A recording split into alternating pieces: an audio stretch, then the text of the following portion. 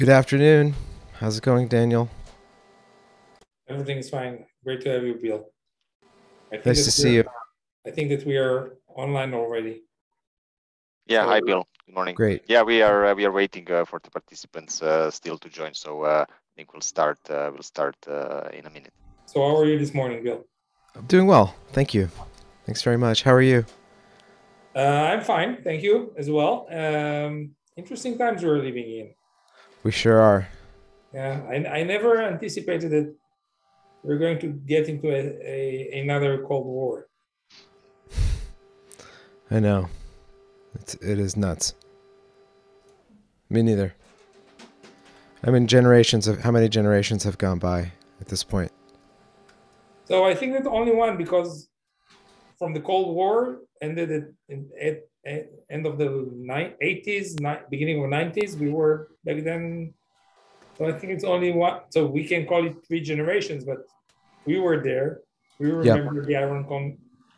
Iron Curtain falling.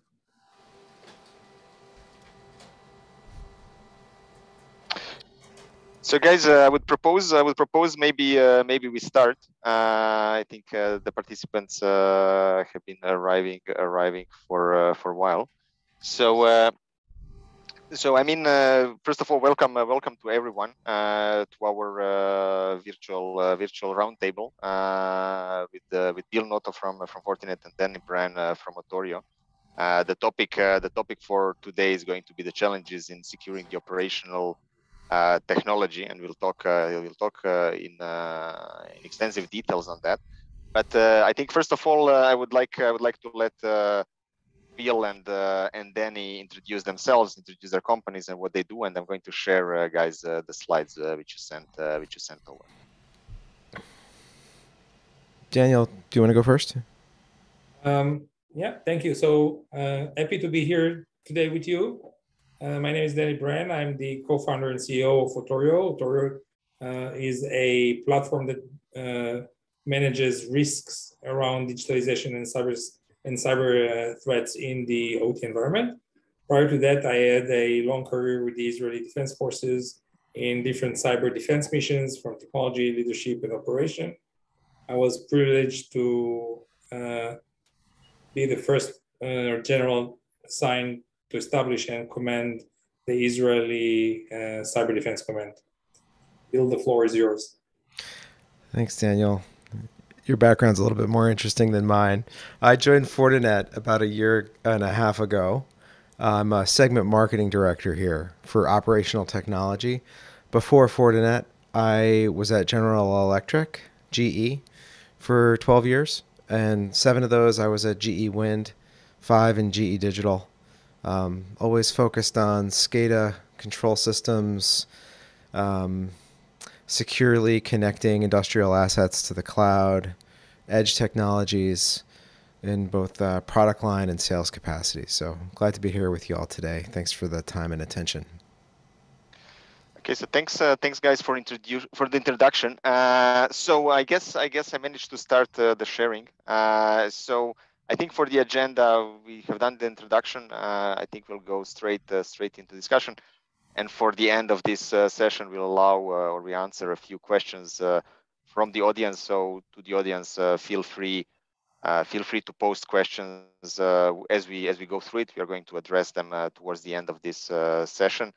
So you can send them either by using a Q&A module or by using a chat function and sending them to myself. So that said, right? Speaking of industrial OT environments, right? I think the background of this whole story is say a rapid digitalization of various industries, but also of the many industrial players, which has happened over a course of the years, which has led to interconnected environments of maybe legacy technologies, new technologies, a lot of things connected to a modern IT infrastructures, leading a number of different use cases in the industry, from preventive maintenance to optimization of the production processes and so on, right? And I think the Gartner is calling these environments the cyber physical systems today, which have a specific level of complexity. And then, of course, what we are seeing more and more is it exposing the operators to a completely new cyber threat landscape, right? So I thought you guys are obviously in the best possible seat to talk and explain us maybe a little bit more on the topic, and maybe we can start with talking a little bit about what are the consequences that different players in the industry, different operators of critical infrastructure are facing today. I think Bill or Danny, I think you wanted to start with that one. So thank you, Sanjay, and before I touch the consequences, I would like to frame a little bit my answer. And we need to address two important things. One is the risk factors, and the other one are the risk actors. And both of them have changed tremendously over the last years. So I would say that the risk factor is convergence, and you talked about that, and you talked about connecting OT, IT, and IoT and technologies into operational environments, and this is the main driver for the, I would say, the risk factor in potential consequences. And what was it 10 years ago, 15 years ago, a play for nation states actors today has become a play for nation states actors, as we see now in the geopolitical, but this is not the main driver. The main driver is cybercrime that has achieved to get hold of very potent offensive capabilities.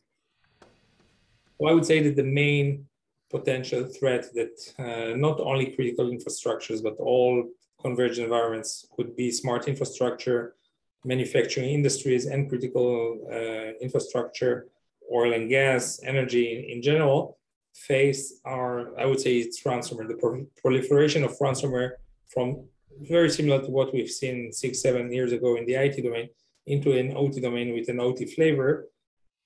And based on the unique tendencies of the OT environment, so I would say the main consequences are safety and productivity.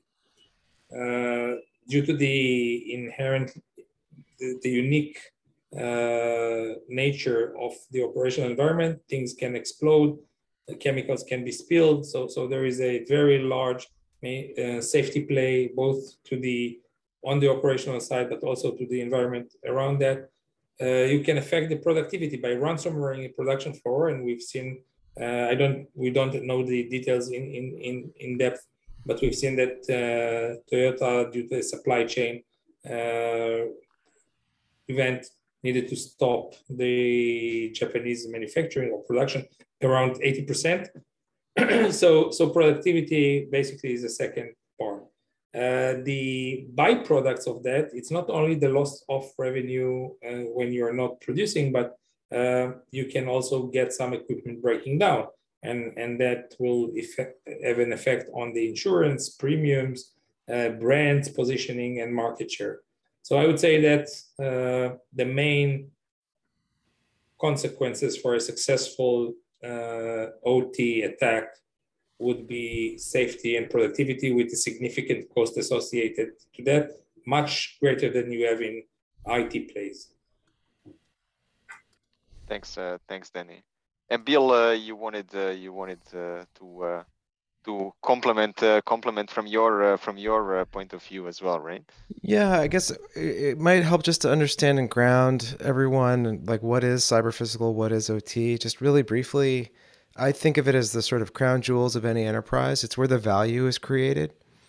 If you think about a power plant operator as an example, someone who sells electricity, their OT environment is where either where the moving parts are that essentially, spin electromagnets and wires around one another, and that creates electricity, right? And if the thing breaks, they can't sell the electricity anymore, so they lose money. That's it. Right. So it's important that Daniel's talking about safety and the consequences of an impact in these environments, because it can be much more catastrophic than, say, for example, the annoyance of someone stealing your credit card. but from a business perspective, it's loss of revenue is the impact. Um, and so I just wanted to call that out. Yeah, thanks, Bill. And I guess, I mean, from Fortinet perspective, right, you're taking a very global view on this market. So maybe you can tell us a little bit on how do you see the market sizing? How do you see the market growing at the moment? Sure. Sure, I'll characterize that as I can. We see it in 2022. It's about an $8 billion market. It's growing at about 14.5% as a CAGR. Now, you can segment. That's just the high-level headline number. It's about an $8 billion number. That includes professional services, which is about a quarter of that. And professional services breaks down to assessment services, implementation services, managed services. Assessment services is someone shows up in an environment and looks around and says, here are the problems I see. Maybe they're comparing it to a compliance regime like NERC-CIP. Maybe they're comparing it to security best practices like NIST standards or NIST-D directives. That's assessment. Implementation is, okay, now we're going to go and fix a bunch of stuff. Someone's going to install some things and make sure it all works and commission it. Those are the implementation services. And then managed services is someone's going to run it for you. So say, for example, you don't have network security operations as a core competency in your enterprise. You might outsource that through managed service provider. So 25% services broadly. And then, it breaks down into network security, NOC/SOC tools, threat detection, secure remote access. Industrial networking is another big segment. So how it all gets wired together is a big piece of it. It's not growing as fast as some of the others, but it's a big piece now. Zero trust, advanced threat protection, subscriptions, and so forth. And it is a global market. The biggest market segment that we see would be Asia Pacific, but it's huge everywhere. In different markets are growing at different speeds, but North America is a big market. Europe is a big market as well. Okay, thank you. And Danny, you are living every day with these customers and in this market, right? So what is your view on the growth? And maybe you can comment on what kind of changes you have observed in the past months and years in terms of adoption of the technologies in the space. So again, I have a very a different view into the market than Bill has, of course, within his market domain. But I would say that we are seeing two major changes in the market. First of all, the early adopters of 5 years ago that started going into OT security and were realizing that the first step that they need visibility, they are starting to ask themselves, okay, what's there beyond visibility? So we'll touch that. I need to assess. First of all, because maybe I need to comply or I want to know my security posture, whether this is the network, industrial network segmentation, or things like that. And the change and the change in the pace comes from several different reasons, but I would say that the main accelerator in the last years was the pandemic, COVID, and digital transformation or digitalization or convergence was before COVID. But when COVID and social distancing and the entire supply chain changed, the organization needed to start enabling remote operation, remote management, remote performance optimization, remote maintenance. So they needed also to open their production floors that by then it was almost a taboo and they were reluctant to do that. So I'd say that this was the main pace. Then the zero trust came, and which Bill also addressed. So as we've seen the customer maturing and the market pushed into opening the production floor, digitalization, and expanding those services, even in performance optimization, which is a non-cyber related, it's a digital related topic where you take data and you improve your production because you want to be more competitive. You introduce new risks into the in your production, because now you're dependent on the cyber posture of your provider. So since 2022, we've seen an acceleration based on COVID that basically pushed digitalization, digital transformation, and the import of advanced technologies. I would say that this was the main accelerator, and then it took the customers to the next level of maturity. Now, customers that were not at the stage of, let's say, even initial maturity are going now into the initial maturity and get visibility as a commodity. And then they need to have the entire OT play, which is assessment and going forward, connected to their security fabric. And I think that, and here we have Fortinet with us on the webinar. I think that this is the main. Fortinet is one of the leaders in basically designing the entire fabric that can accommodate the different maturity levels for customers. They go into the play. Yeah.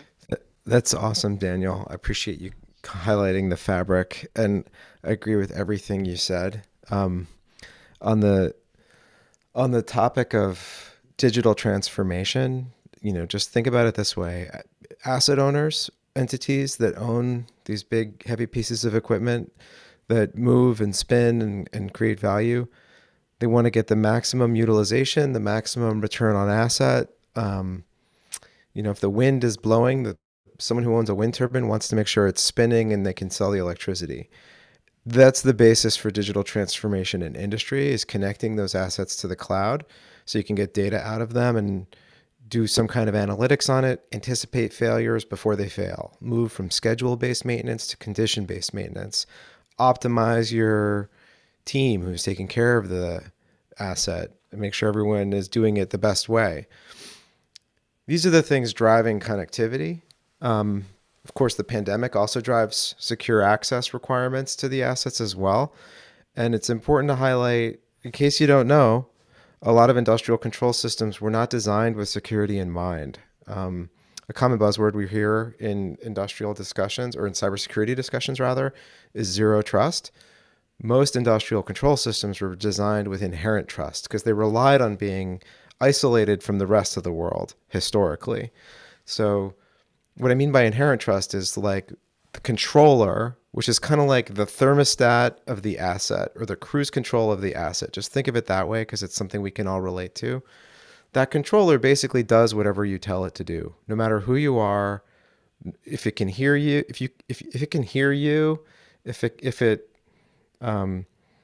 understands the language you're speaking, these are analogies, then it will trust you. So there's no like checking for authentication or authorization, and there's very little encryption. So like the basics of cybersecurity just are not in industrial control systems historically, which are around for a long period of time. And so that's driving the need to, understand risk and then apply security mitigations.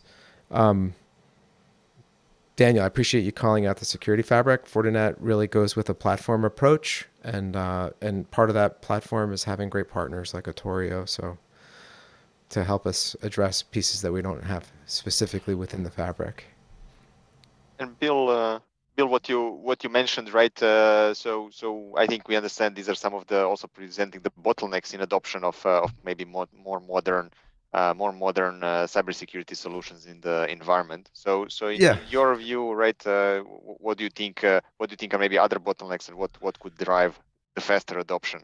Thank in you, your experience. Sanjay. Yeah, that's a great, very, very, very, very nice finessing into segueing me to the next topic. That's a great question. So, there are a few different bottlenecks. Part of it is the supply chain within operational technologies is complicated, and I'm not just talking about the supply chain discussions we've been having in the last year. But if you think about it, again, we'll go into this notion of like a heavy piece of equipment, and this time we'll talk about something on a manufacturing floor. Someone, say a food and beverage company, is selling milk. Okay. There's a company that's putting milk in boxes, right?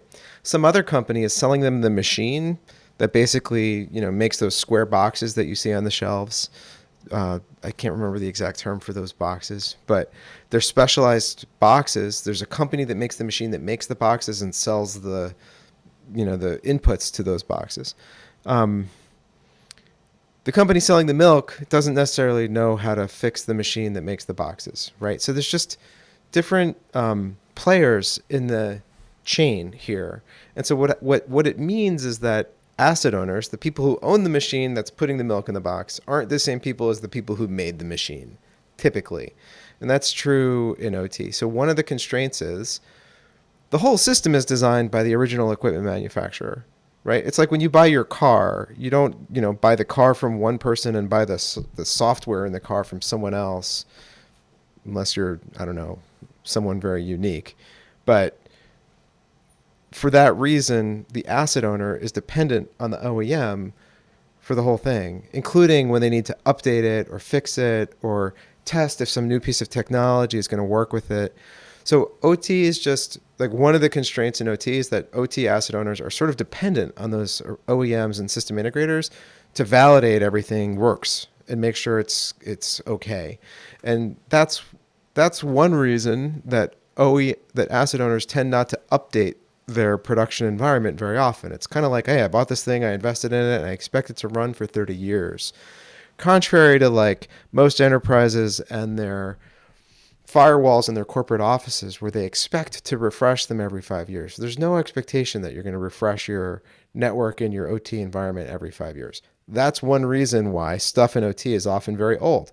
We find Windows XP, Windows 98, for that matter, in OT environments, like stuff long no longer supported by Microsoft, you'll find in OT environments. That's one bottleneck, is that sort of reliance and dependence on OEMs. Another one is culture. OT engineers are not IT network security professionals. They're just different. They come from a different background. The IT network security professional expects I'm going to change everything every 5 years. The OT engineer typically has had less budget and less ability to even go out and get budget. Just it's not a core competency of OT engineers. They know how to make the thing run. These guys are carrying wrenches around and fixing stuff and keeping it running, but they're not as well. They're typically not as well skilled at fighting for budget and getting enhancements in the OT system. So that's another constraint.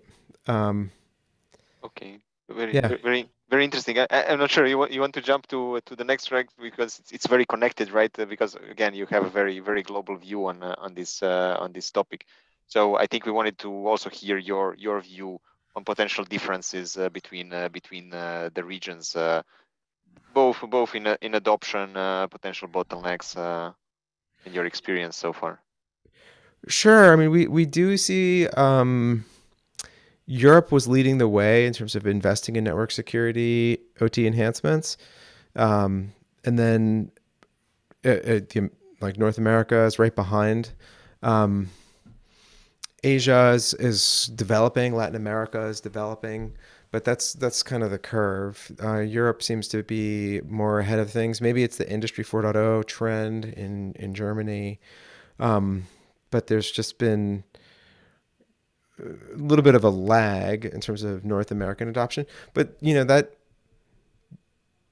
just take it with a grain of salt, right? Because that's coming from me at Fortinet and given how we've invested in our go-to-market and our sales strategies. So I don't know if that's necessarily a global phenomenon or just what it looks like for me at Fortinet.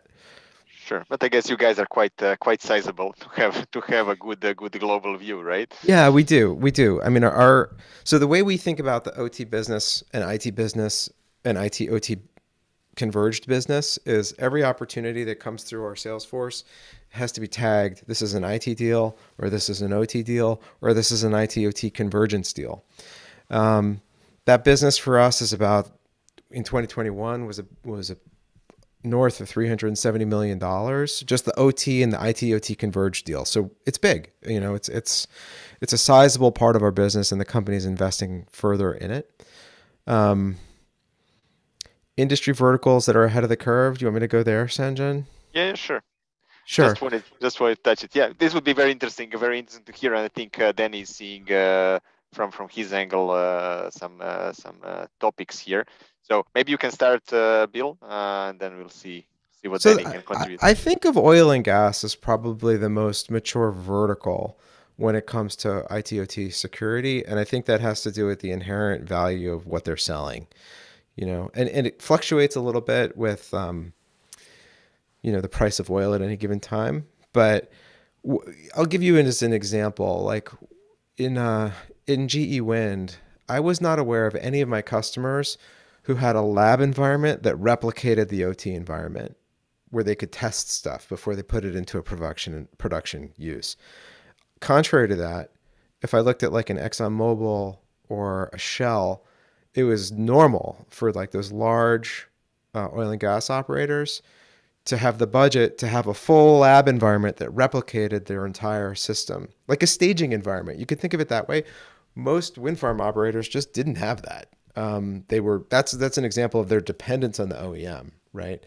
So to me, oil and gas is the one that comes to mind. I wonder if Daniel sees it the same way or differently. So I think that energy in general is a very interesting vertical, and I would say that we've seen risk in the recent year. I don't know how you are witnessing that, but we've seen in the recent year, both in Europe, but not only, also in North America, a trend towards alternative energy, and they're starting in some cases they're starting a greenfield, and I'll segue that later into the next question, but a greenfield play. So they are definitely looking into the topic, and we see that the energy dependency is driving companies to be resilient, and resilient in a cyber physical environment, as we said, is having OT security in a very complex environment. Now, if I would like, with your permission, to just continue what Bill have said. So in most cases, when we come to production floors or operational environments within customers, what is evident is that they are not dependent just on one OEM. They maybe because they need different machines. So let's take the dairy example. So there is a machine that basically deals with the milk. There is the machine that prepares the package. There is the machine that packages that and ships that. So or pulp and paper or automotive. If you take an assembly plant in an automotive, then you have the shop floor and you have the assembly floor, and there are multi processes which you have different OEMs. So it adds I would say, even an exponential growth to the complexity of dealing with the OEM, because now you have several, if not tens of OEMs that you need to deal with them when you want to take care of this production. So we see that, and this complexity basically, and as the other bottleneck, basically was stopping a little bit the market. But today, I think that we're getting to the next stage, and the energy and renewable market is one of the leaders in this, but not only.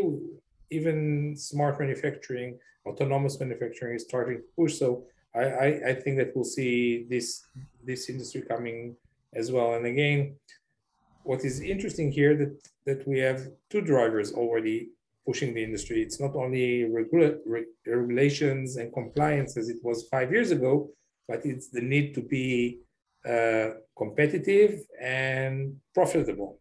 Mm-hmm. Yeah. Very interesting. And then I mean, you touched now on this topic, right? Talking about legacy environments, new environments. So in terms of your customers' adoption today, right? Would you say you are seeing more interest when there is a greenfield project, or you see more interest from the equipping the existing infrastructure, or you would say it's a bit of both? So I would say it is in transition. And as Bill said, we need to remember that for those organizations, those are the crown jewels. Those environments are the revenue generating environments. So today boards, managements, and are looking to make sure that they fortify their existing investments, and they don't want now to start renewing all the technologies and put new investments. So we see quite a lot of programs on brownfields that come and say, do the assessment, improve, leverage the existing security controls, improve the resiliency of production, and bring us to a reasonable risk. And again, I think that this is a very unique spot where the Fortinet and Notorio, and I'm very humble in this, the Fortinet and Notorio play together the best. Now, most of those companies are also setting up new sites. So they're taking a greenfield approach, and they're doing built-in security and not bolt-on security as we see on the other ones. So then they get a new layer of complexity of doing a hybrid play in a built-in and bolt-on security, and they want to do governance on that. And I think that this will be the next, and we'll maybe discuss that a little bit in details later. This is going to be the next evolution of the convergence security, because now you have built-in, bolt-on, and you need to do governance on both in order to make sure that you are not putting in risk your main revenue generators. Sure. Let me also add, I just want to highlight that the ransomware trend, right? You know, ransomware is motivated by people trying to make money, and there's a lot of it out there, and it leaks from one environment to the other. And so, you know, people have sometimes OT security, network security people get a little bit wrapped around the axle in terms of whether, or caught up or debating whether it's an OT attack, whether it goes after the controllers or not. The point is, even a ransomware thing that's on the internet that leaks into an OT environment, if it causes you to have to lose production time, it's an OT impact. And we're seeing a lot of brownfield environments that are just interested in mitigating the risk of ransomware driving business, right? So, and we've seen that, you know, ransomware impact in OT in the last year. I think Molson Coors shut down production, JBS, even Colonial Pipeline was shutting down partly because they were concerned about the leak into the OT environment. Yeah. Yeah. So I mean, we started on that topic when we opened this session, right? And I think more and more it's clear that these environments are very complex from various angles, right? So I think historically most of the customers were taking, you know, better and better care of their pure IT security, right? Mm-hmm. But obviously now, as you were mentioning, the awareness and the push to improve the OT security has been developing. Then looking at the current approach of the customers, right, and the security vendors serving the market, how do you see the issues which the security vendors are facing with protecting the OT environments, and how their customers are seeing, and what are some of the challenges you guys have observed?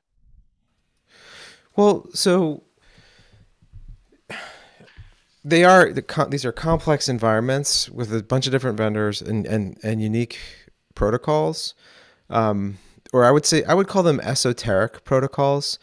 It is a challenge for security vendors to be relevant by addressing those protocols when they're trying to understand network anomalies or set policy on what can happen with those. You can't set policy if you don't speak the language of the protocol. That's something we've invested in a lot, and several of our competitors, maybe not as much, but some. I hope I'm answering your question, Sanjin. I'm not sure if I am. Yeah, you are. And Okay. Danny, you want to also comment from your side. I think also you guys are bringing some very innovative approach to the complexity of these environments, and actually helping the customers reduce the complexity. Would you comment on that a bit? So I think that basically Bill touched that, and again, we said this is a multi-OEM environment, multi-generation environment. You have some new built-in security mechanisms, even if you encrypt some of the new protocols. But for the foremost of your existing network is not encrypted. So basically this hybrid play, and you want to maintain a cohesive type of security governance, then this is the main challenge. And having different security controls in place, whether within the OEM environment, the machine or the line or the entire production floor, that they are not basically harmoniously orchestrated, then you are bound to one way or another to meet a ransomware if it comes into your environment. And I think this is the main challenge that security vendors have today when they're trying to support. And if we go back to the way that Bill described the market, so you see that there are different vendors providing different services, whether those are integrations, whether those are the controls themselves, or those are the managed service. And then put on that another layer that the security vendors usually do not know how to natively discuss the topics with the automation operational engineers, because they're different. They speak different languages, Yeah. and to defend the same floor. So this is yet another challenge. So probably we'll touch that a little bit later, but OT and IT are so adopting IT native security approaches will not work in an OT environment. Yeah, I agree. And it's a slightly different take on that. It's a very slight, subtle take. What we're doing at Fortinet is we have this security fabric, which encompasses a suite of different products, from firewalling and networking and access points to endpoint protection and knock sock tools, SIM, SOAR, cloud management, cloud analysis, all this stuff. It goes on and on. We even have phones that apparently we've sold in mines. So now we're considering that an OT sale. Our approach is we tailor our current catalog of all of our whole products towards OT needs, OT solutions, right? So that means adding the protocol support. It means finding the partners that are OT specialists, like Otorio and several others. But our sort of the way we embrace the OT market is by tailoring the product catalog. We don't have like an OT product that we don't sell in IT. That's not our strategy. Our strategy is a big, broad sweep of products that can be used in both IT and OT environments, and making sure we address the needs of OT in those products. So an example of that would be adding support for the OT protocols to our firewall, for example, adding OT vulnerabilities to our virtual patching IPS solution, and then finding partners to do things that we're not going to do. Yeah. So at any rate, it's a really interesting segment of the market, and that's sort of how we see it at Fortinet as a segment. Sure. Thanks, Bill. Very insightful. So maybe moving a little bit to where you guys see this market going and market evolving, both technologically, competitive landscape, and so on, right? So I think in the past years, and especially as we have seen the acceleration of this market, there has been quite some M&A activity, a lot of investment activity across the board, right? Even from industrial players like Landis and Gear doing acquisitions, to Microsoft doing acquisitions, to big players in the space doing the mega funding rounds, doing acquisitions themselves, and so on. So maybe the beginning of this question would be, so how do you see this evolving further in the next 2 to 3 years? I think Danny, so you would start here. Yeah, thank you. I think that it was mentioned several times, both by Bill and myself. It's going to move from a reactive detection-based type of approach to a more risk management type of approach. And this is not just changing the language, the vocabulary. It's a different mindset. And and doing assessment as part of the periodical or continuous, as part of understanding where you're exposed, mitigating exposures rather than dealing with incidents because of all the different tendencies that OT environment has that we've discussed. So I think that visibility, which was a main part of the first generation of OT security, is going to be commoditized. And again, I don't know what the Bill take on that, but I think it will be gradually integrated into the platforms like Fortinet's, and then the movement will be around how can I manage the risk around this convergence? How can I orchestrate and all the security controls? How can I use this platform to as a collaborative platform between the automation engineers and the cybersecurity experts and the IT experts? How can I use those technologies or fabric of technologies in order to allow a joint play between the service provider, the OEM that wants to run now maintenance on my production, my operational team, and the IT team, SOC team that I have within the organization. So I think that this will be a major drive within the next 2 to 3 years, and it will create alliances, because I don't. And again, this is based on my humble opinion after several 20 years as a customer. There isn't one platform that can do all, because of the architecture and the different data processes that you have within the traditional OT environments. Yeah, I agree. I mean, I think there's been, I don't know about commodification on the visibility side, although the only reason I'm not sure is because all those companies, well, I'll say this. We went from having dozens of visibility players to having like 3 or 4, right? And those 3 or 4 each raised, hundreds of millions of dollars last year. So it'll be interesting to see, what do they do with that money? Are they going to scale up their sales forces into new regions? Are they going to add whole new product capabilities? I think in some cases they're doing some acquisitions. I would anticipate, well, it's hard to say. It's hard to say what's going to happen. If they're going to be acquired, they're going to go public. I think some of them want to go public. At this point, they're kind of expensive because of all the money they've raised. So I'm not certain about like someone bigger swallowing them, given how much they've raised, based on that. Just broadly speaking, who knows? But one way in which I see Daniel, I can tell you a thought. Do you want to share your thought?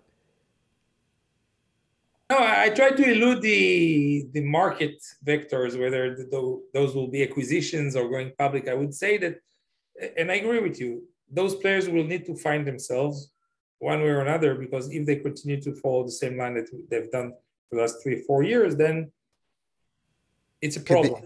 Could be more consolidation coming potentially. Right. But at the end of the day, if you look at the major movement, and this is what I try to say, the industry will have to move from a reactive post-breach approach to a more proactive risk management approach. Agree. Yeah, I agree. And sorry, Bill, go on.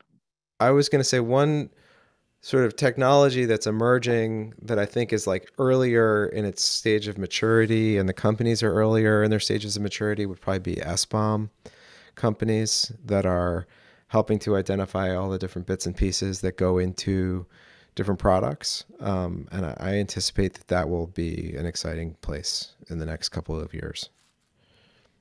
Maybe Bill, from your perspective, right, the evolution of the competitive environment, right? Maybe you can. I mean, you touched on this topic on a few sentences in this discussion, right? But maybe you can comment a little bit. How do you see from your perspective, as a big global player, the evolution of the competitive environment? Well, it's kind of like there's 2 different sides of it, or maybe there are 3. But on the one hand, you have large platform vendors like ourselves and some of our competitors who are kind of like us and having a broad sweep of products. You'll have those folks, the big gorillas. There'll be a few number of them that offer a wide-ranging suite of products. Then you've got, on the other hand, take the S-bomb world as like the current startup world where people are raising money and trying new innovation. And there'll be dozens of those companies, and some of them will emerge successfully. And then somewhere in between, you've got like the visibility vendors who maybe do a couple of different use cases. And I think you'll see sort of consolidation and winners emerge on those different scales over time. That's kind of how I see the competitive environment evolving. I guess I agree with Daniel that risk understanding is going to grow. And I think there will be some additional new technologies that develop, right? Like, I think the OT environments will become inherently more secure as more modern technologies go into the underlying automation and controls spaces. But that's going to take time to really get deployed into the installed base. Sure. And I think we are a bit slowly but surely running out of time, right? So what I wanted to propose, maybe because we have a few questions, maybe we can address one or two questions from the audience before we wrap up. Sure. If that's okay for you guys. So one question is going. I think it's maybe related to what you were just discussing, right? Which is about the use of deceptive technologies in defending the OT environments, in collecting information about the attacks and so on. So I let you choose who wants to go first on this one. But I think you have a very interesting view on the topic. I'm happy to speak to it. Daniel, if you don't mind, I'll go first. Be my guest. Okay. Well, one of the products in the Fortinet security fabric is called FortiDeceptor. It's a deception technology that we're very excited about. And, a deception technology has many different aspects. You can create a honeypot, which is essentially a fake environment where you try and draw in a bad actor so they can trip over something and you can create an alert. That's one aspect to it. You can also create lures or fake credentials that when you see them get used, that triggers an alert. The idea is assume your network's already compromised and create some spaces where someone can expose that they're looking around, right? And so yes, our FortiDeceptor product does play in OT environments. It can mimic SCADAs and human machine interfaces and PLCs. It understands OT protocols. So short answer is yes, and we have one that does that. It's kind of cool. Daniel, did you want to add to that? I agree that you have a cool technology, but again, the question I think that we need to ask ourselves whether a deception would work in the OT environment and not in the IT environment where it's easier to do that. Now, one of my main concerns is the supply chain, and to mimic a deception, even an honeypot within the lower layer of the Purdue environment, it's very difficult, challenging. You need to be very, very persuasive in running those esoteric protocols and different approaches. And then I don't know how feasible it will be there, especially when you provide your supply chain, your OEMs direct access to their machines, which doesn't go through the main large platforms on the perimeter. So I would say this is a cool idea. When based on my experience as a CISO of a mission critical organization, I thought that it will be less than applicable in OT environments. Yeah, so that's an example of where we hear different points of view from our customers in terms of like, no way, or yes, I'm interested in that. I think, it's the kind of concern that we address with a proof of concept, right? Like, our deception technology is not out there creating spurious traffic. It's essentially a VM that can respond if someone pokes at it with the protocol. It'll respond in kind. But Agreed. Yeah.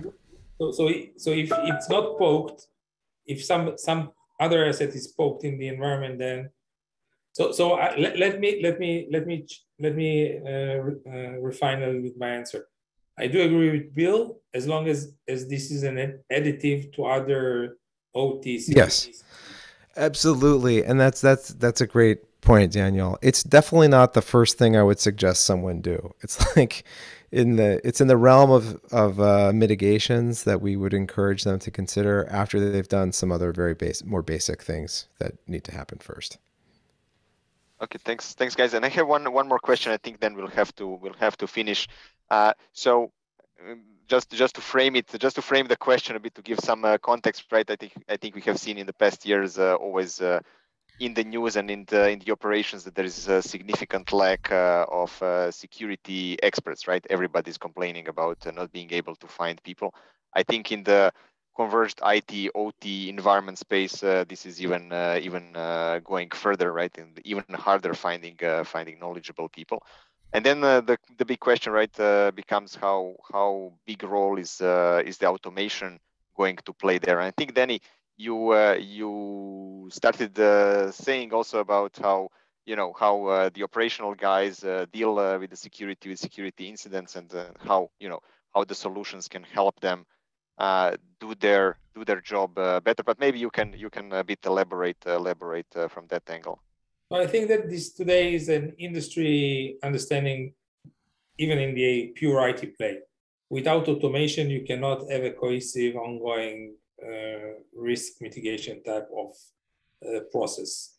Manual tasks require a lot of people, and they tend to do mistakes, and there are a lot of cross domain data correlations that could provide significant value, and we see that also within I would say the FortiFabric type of solutions. So I would say that especially when we go into those complexities within the OT environment, the only way to be able to have a ongoing cohesive, even it's a hybrid OT security or OT risk management capability, is by automating and orchestrating the cross-domain data. Okay, thanks. Bill, anything to add from your side on that? Training's really important, and it's hard to find. It's hard to find network cybersecurity professionals. It's really hard to find OT network cybersecurity professionals. We are offering free training at Fortinet to try and address that, including training in OT security. And agree about the need for automation. I think sometimes that's another place where people can get a little bit of angst in terms of when you talk about security or network automation in an OT context. People get nervous that you're going to break the thing they barely understand, right? And so we often use the term automatable in terms of, is the automation a matter of creating a ticket, or is it a matter of turning off a firewall rule or turning off a network, interface using a switch?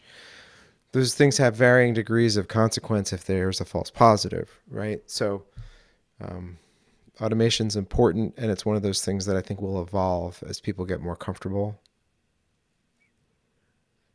Sure. Thank you, Bill. Yeah. So look, guys, I would thank you very much for your time today. I think we are a few minutes before the full hour. I think it was very, very informative. Great having you on the round table. And Glad to do it. Thank you. always glad to have you again. Thank you so much. Take care, everybody. Thanks for the time. It's a pleasure. Thanks, everyone. Bye. Bye-bye.